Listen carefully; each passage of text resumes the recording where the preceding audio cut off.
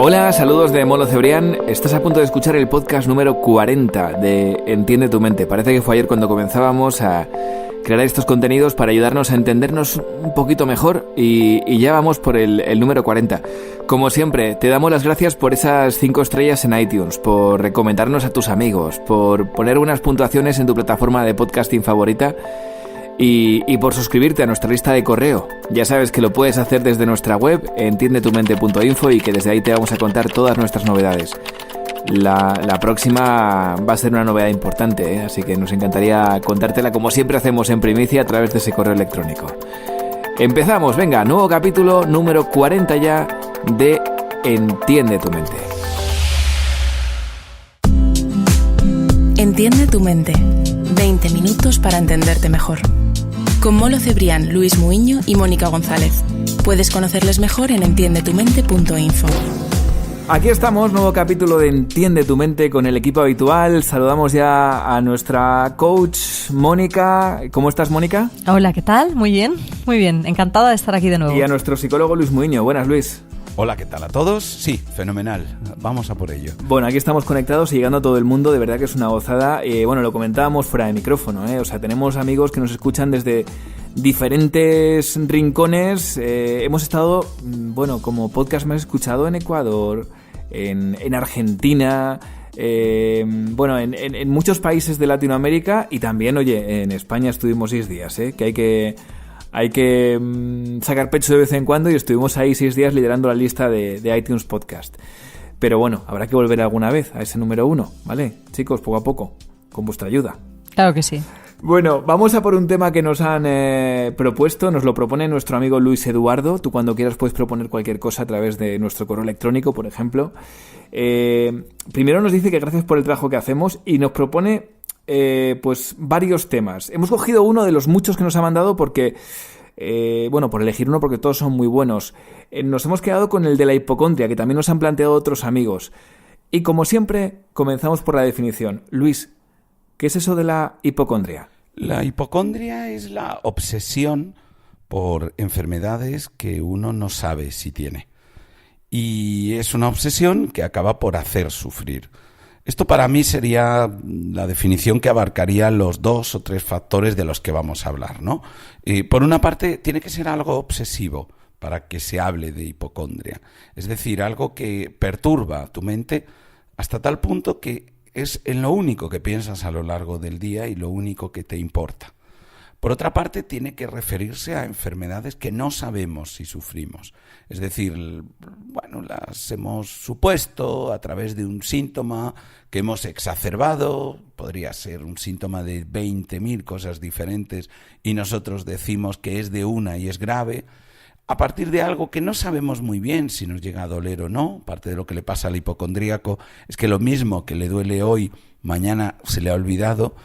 Bien, pues todo esto entra dentro de esa definición. Y luego, por otra parte, los manuales de diagnóstico insisten en que esto tiene que ocurrir durante la suficiente cantidad de tiempo como para que limite tu vida.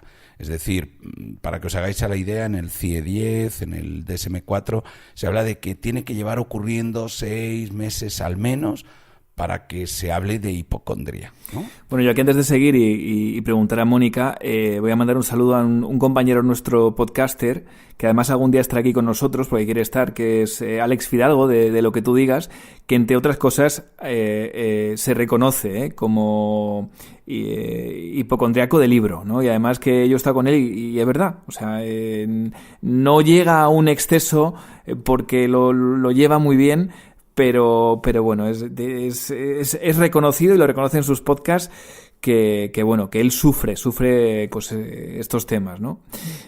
Mónica, ¿qué tienes ahí en tu cuadernito apuntado? Bueno, yo aquí en mis papeles ya sabéis que yo me hago muchas notas en relación con esto. Yo añadiría una componente que aparece siempre en la hipocondria, que es el miedo. O sea, es un miedo exacerbado, como ha dicho Luis, un miedo obsesivo, recurrente, específicamente orientado a la salud, pero miedo al fin y al cabo, que nos lleva además a la seguridad, una seguridad absurda porque no es tal, de pensar que padecemos una enfermedad grave, porque la hipocondria no te lleva a pensar que tienes cosas pequeñas, no te lleva a hacer una interpretación de los síntomas de que tienes algo ligero, venial, ¿no? No, tienes algo gordo, grave, que puede acabar con tu muerte, y eso genera una sensación de miedo muy profundo, que en muchas ocasiones está vinculado con la ansiedad. Hay muchas veces en que la hipocondria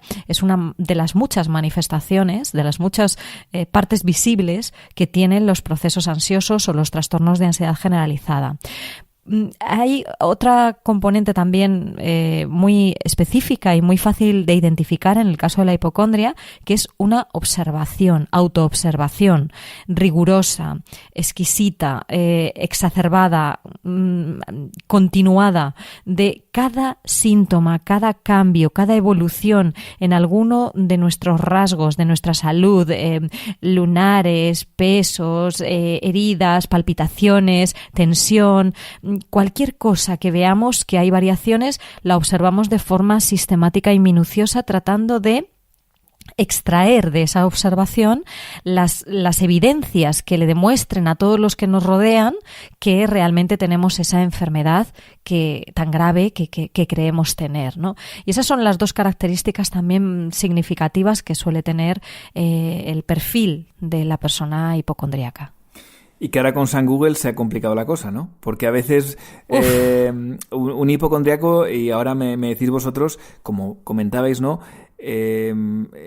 Casi que a veces colecciona enfermedades, en el sentido de que cuando escucha acerca de una enfermedad muchas veces dice, bueno, creo que la puedo tener, ¿no? Sí, Google ahora mismo es terrible para las personas con perfil hipocondríaco, porque cualquier cosa la buscas y la encuentras, y si además haces esa observación y esa autoidentificación de tus síntomas, de tus variaciones con lo que ves en Google, pues yo creo que a todo el mundo le ha pasado alguna vez, que empiezas a sospechar que tienes alguna cosa aunque no tengas un perfil hipocondríaco, y claro, lo primero que haces es irte a internet y buscar y decir, bueno, a ver qué puede ser esto. Y claro, lo que te encuentras allí, generalmente, yo recomiendo siempre sobre todo a algunas personas que conozco y cercanas que padecen de hipocondria, digo, pero por favor, lo último que tenéis que hacer es mirar en Google este tipo de cosas. Google es muy bueno para otros temas, pero para esto no, porque lo que vas a encontrar son evidencias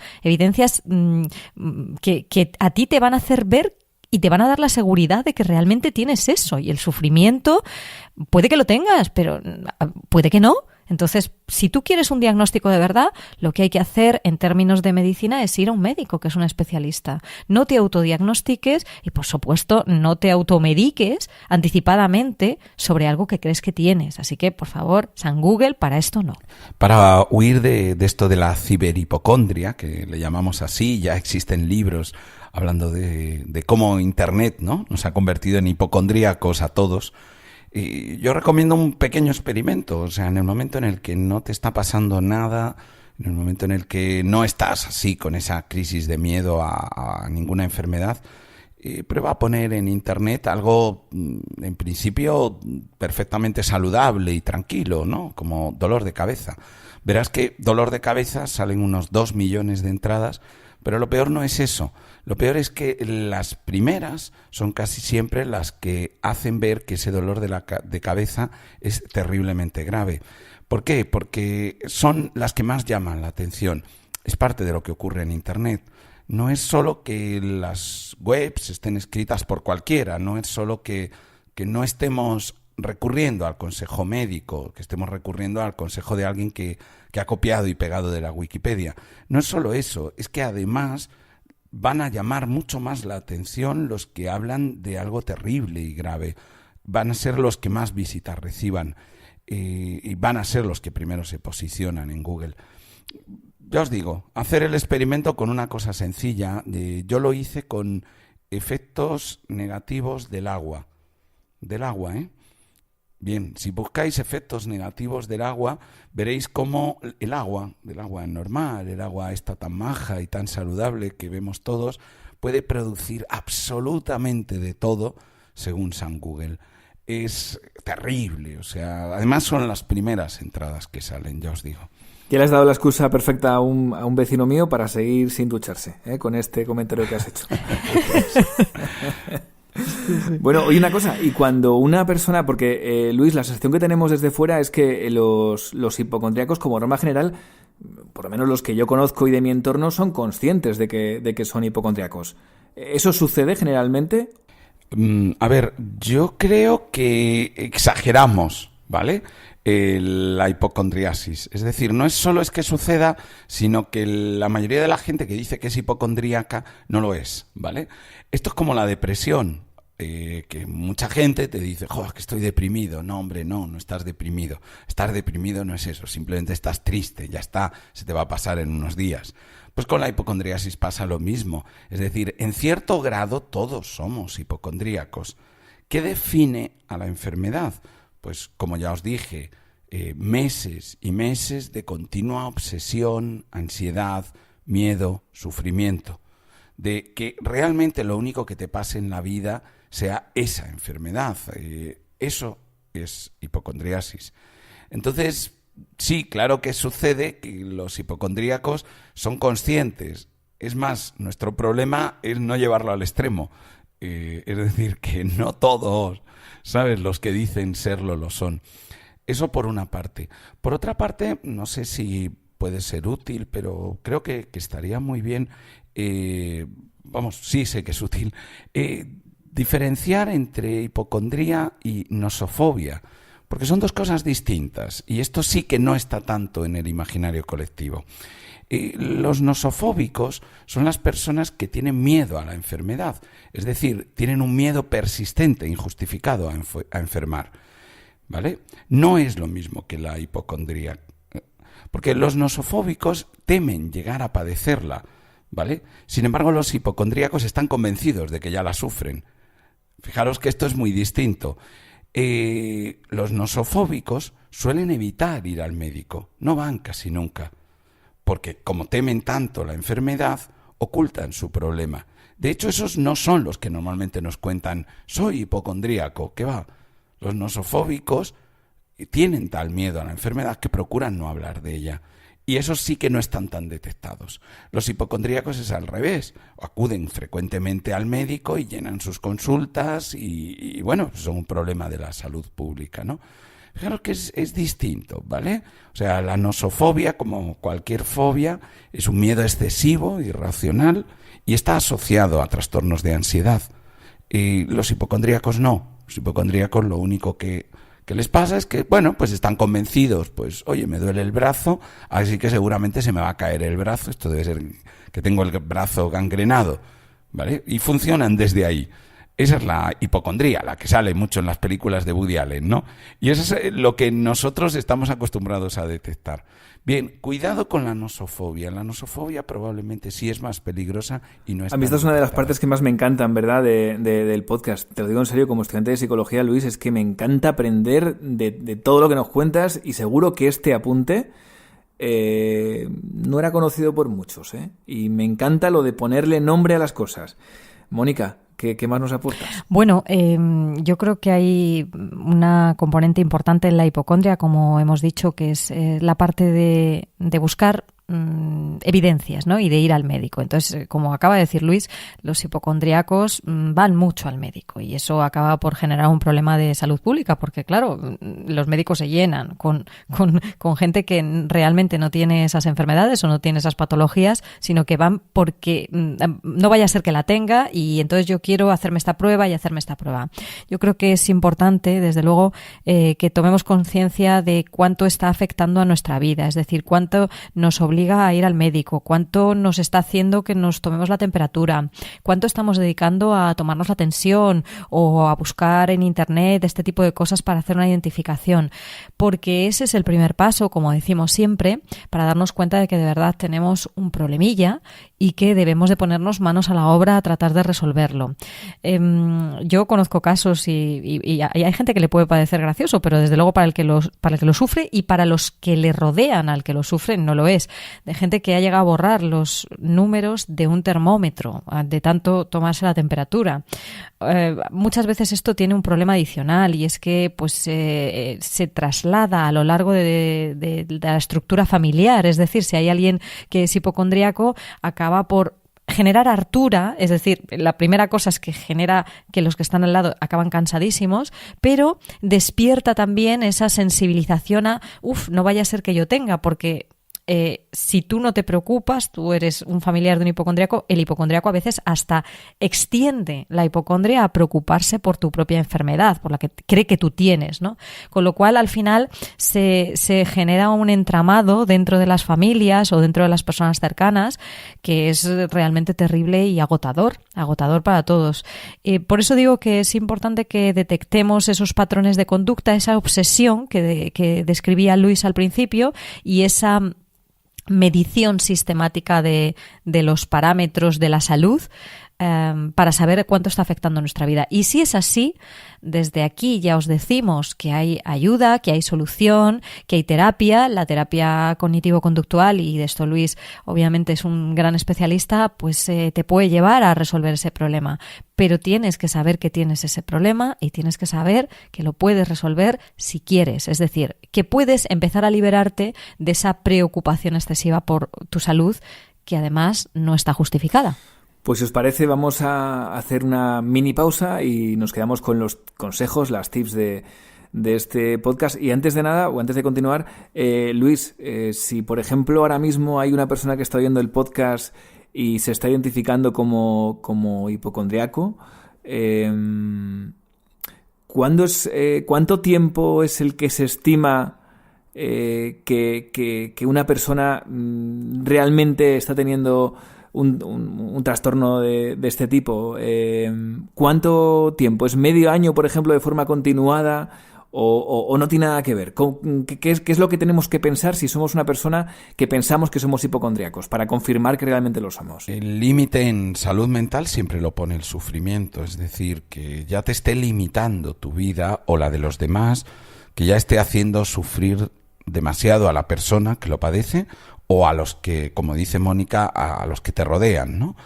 Se da un tiempo siempre en los manuales diagnósticos, el que os dije, tanto en el CIE-10 como en el DSM-4, se suele hablar de 6 meses, por dar un tiempo, O sea, no es que obviamente sea una cifra, a partir de 6 meses se convierte en hipocondriasis, ahí tremendo, ¿no?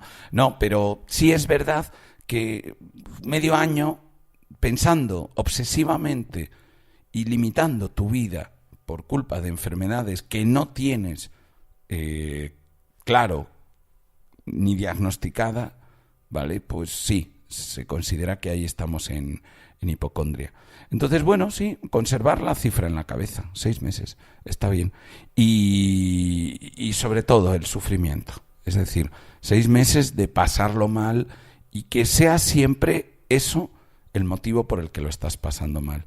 Entonces, pues bueno, eres hipocondríaco y, como dice Mónica, no os preocupéis, hay ayuda, o sea, en terapia cognitivo-conductual, la hipocondriasis es de las cosas más tratadas y que mejores resultados hay. Y es parte de lo que a mí más me gusta de este contenido, de este podcast, que es que mucha gente de repente dice, ahí va, si es que esto se puede superar y a veces tienen que escucharlo para coger ese punto de esperanza y no caer en lo que hablábamos en su día de la indefensión aprendida, de pensar que no tiene solución. Sí, hay solución y pasa por una buena terapia. En nada, unas cuantas tips para poner punto y final a este podcast. Entiende tu mente es un podcast global. Hola, desde Buenos Aires, Argentina. Les mando un saludo a todo el equipo de Entiende tu mente. Enhorabuena por vuestro podcast, que la verdad es que me encanta. My name is Dara and I listen to Entiende tu mente podcast from Ireland. Desde Los Ángeles, California. Aquí en Guatemala nos encanta Entiende tu mente. Nos gusta mucho. Gracias por ayudarnos a crecer. Seguimos aquí en Entiende tu mente, este podcast de unos 20 minutos para entenderte mejor, y vamos a poner punto y final con los consejos, las ideas que tenemos que apuntarnos en ese cuadernito con lo que apuntamos de cada podcast, en este caso sobre la hipocondria. Mónica, ¿cuál es el primer tip o la primera idea con la que te quedas? Bueno, yo la primera cosa con la que me quedaría es muy básica y es saber si realmente estamos sufriendo hipocondria. Y para eso lo primero que tenemos que ser es honestos con nosotros mismos y preguntarnos si realmente nos está generando dolor, sufrimiento, si realmente estamos obsesionados. Es importante la componente obsesiva, es decir, que es algo recurrente, que estamos sistemáticamente buscando pruebas de que tenemos una enfermedad o de que creemos que tenemos una enfermedad, y si estamos recurriendo de forma sistemática a que nos analicen, a que nos hagan cualquier tipo de ayuda para confirmar ese diagnóstico. Esa es una primera cosa que yo creo que debemos de ponernos como punto cero de salida. La segunda cosa es, por favor, dejar San Google tranquilo. Para este tipo de cosas, si alguien cree que tiene una enfermedad de verdad, pues bueno, pues busquemos las evidencias reales, pero no busquemos evidencias que a nosotros nos vengan bien como evidencias, ¿no? Es decir, no busquemos en Internet y sobre todo no suframos buscando en Internet, porque como bien ha mencionado Luis, cada cosa que veamos ahí nos va a confirmar desde un punto de vista subjetivo que tenemos lo que creemos tener. Y al final todo esto nos lleva a que podemos incluso somatizar ese sufrimiento que estamos teniendo y empezar a tener manifestaciones físicas concretas que están poniendo de manifiesto ese dolor, ¿no? Y la tercera cosa que bueno, creo que es muy básica, ¿no? Es cuando ya no somos capaces de gestionarlo, vamos a pedir ayuda. Vamos a pedir ayuda porque los terapeutas están aquí para darnos esa ayuda y esa ayuda, en el caso de la hipocondria, es, entre comillas, permitirme la expresión, relativamente fácil con ciertos métodos. Hay problemáticas y hay trastornos de las emociones y de la psique mucho más difíciles de tratar que la hipocondria, y por lo tanto podemos sanar el sufrimiento que tenemos innecesario de una forma rápida. Así que si veis que no sois capaces, pedir ayuda que seguro que tiene un efecto muy positivo. Y Luis, ¿algún apunte más? Sí, por complementar, yo creo que en lo que ha dicho Mónica está todo lo que hemos ido contando a lo largo del programa, pero por complementar, buscad algún método de feedback externo. O sea, la hipocondria de alguna manera consiste en atender demasiado a tu propio interior, en amplificar cualquier pequeño dolor, cualquier pequeña señal y convertir en señal lo que en realidad es ruido, ¿no? O sea, es de alguna manera estar tan dentro de ti que nada te va a servir. Esto que sienten mucho los hipocondríacos de que, bueno, van al médico, tal, les cuentan, les hacen pruebas y dicen, bueno, sí, pero yo sigo pensando que tengo esto, lo que pasa es que todavía no me lo han detectado, ¿no? Entonces, ¿cómo se sale de ese círculo? Oblígate a ti mismo a tener feedback externo. Es decir, pon un límite a tus obsesiones. Por ejemplo, voy a ir al médico. Si me hago un TAC y resulta que no tengo lo que yo creo, entonces me tengo que obligar a mí mismo a dejar de pensar en ello. Que haya, de alguna manera, una prueba externa que confirme que no tienes nada. Porque si no, te metes en un camino infinito. Si no hay nada que puedan hacer los médicos que digamos, te tranquilice, entonces vas a ser hipocondríaco y vas a cada vez a sentirlo como más duro. Ponte pequeñas pruebas, pues eso, si me tomo la temperatura y veo que no tengo fiebre otra vez y ya han pasado 48 horas sin fiebre, es que entonces ya no tengo fiebre, ya se me ha curado. Ese tipo de pruebas funcionan, porque de hecho es una de las cosas que hacemos en terapia con los hipocondríacos. Pues como siempre os digo, Luis, Mónica, siempre un placer estar con vosotros en este ratito, escucharos, aprender, como me consta que hacemos muchos estudiantes de psicología cuando escuchamos este contenido, y hasta la próxima. Hasta la próxima, un placer haber estado aquí. Adiós a todos, chao. Y en el próximo podcast hablaremos de la personalidad obsesiva. Si te ha gustado este podcast, compártelo, puede que a alguien le venga bien. Y si quieres estar atento a todas nuestras novedades y no perderte ninguno de nuestros podcasts, síguenos en redes sociales y suscríbete a nuestra lista de correo en entiendetumente.info. Suscríbete a Entiende tu Mente en iTunes, iVoox, Tuning o tu aplicación favorita de podcast.